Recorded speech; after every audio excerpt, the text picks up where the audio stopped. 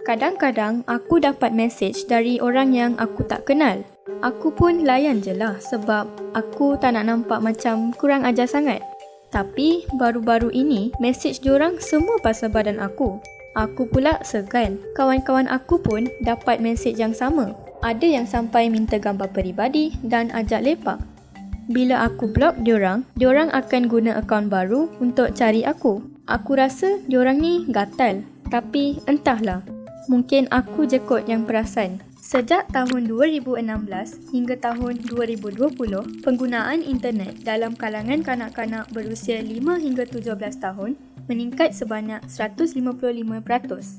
Tanpa pengetahuan yang betul, kanak-kanak ini terdedah kepada keganasan cyber dan eksploitasi seksual dalam talian.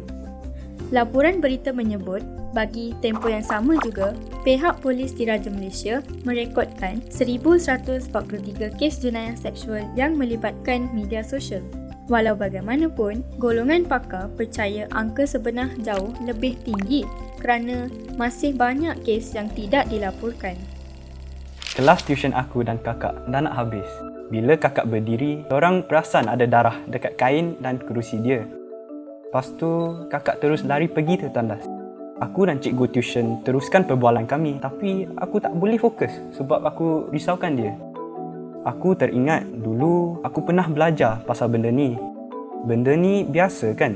Tapi kenapa ada darah dekat punggung kakak? Aku malulah nak tanya. Aku harap dia okey je lah. Walaupun 800 juta orang mengalami haid setiap hari, topik ini masih menjadi topik sensitif. Dan pemahaman masyarakat mengenainya masih berada pada tahap rendah. Menurut Dr. Fatimah Al-Atas, apa yang kita sedang alami sekarang ni adalah 3 kali ganda kemiskinan haid.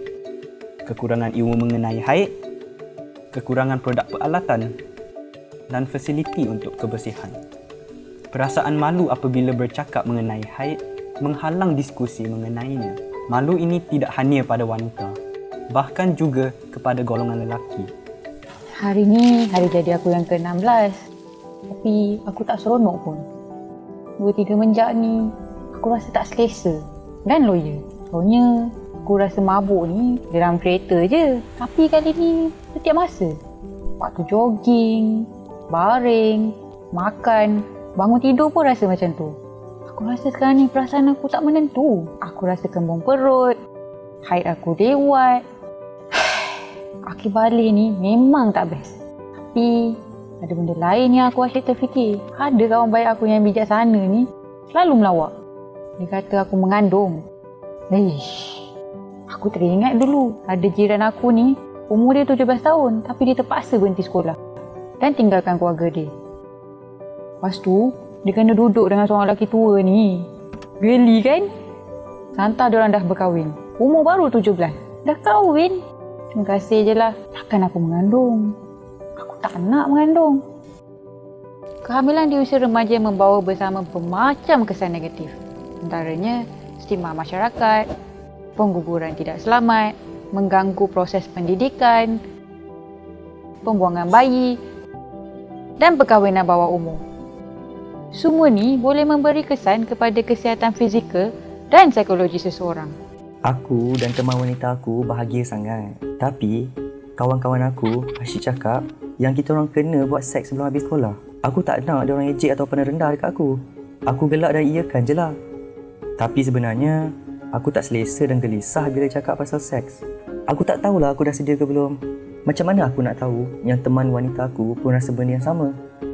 Fram mendedahkan bahawa terdapat remaja lelaki dan wanita telah dipaksa untuk melakukan hubungan seks sepanjang hidup mereka. Dan pendidikan seks yang menyeluruh boleh memperkasakan remaja dengan pengetahuan untuk menjalani kehidupan yang sihat dan bertanggungjawab. Kajian pada tahun 2019 mendapati hanya 1/3 lelaki Malaysia memahami bahawa keizinan seks bermaksud pasangan perlu memberi kebenaran secara lisan dan jelas. 2/3 pula masih belum jelas tentang apa yang dimaksudkan dengan mendapatkan keizinan. Apabila golongan muda mula aktif secara seksual, kepastian mengenai perbuatan yang boleh diterima dan dipersetujui bersama adalah amat penting untuk mengelakkan salah faham kes serangan seksual dan trauma. Ilmu adalah sesuatu yang penting dan setiap individu berhak membuat keputusan setelah mendapat maklumat lengkap. Ini penting bagi memastikan kesihatan, kesejahteraan dan maruah diri mereka terjaga. Mulakan perjalanan ini dengan berbual dengan anak.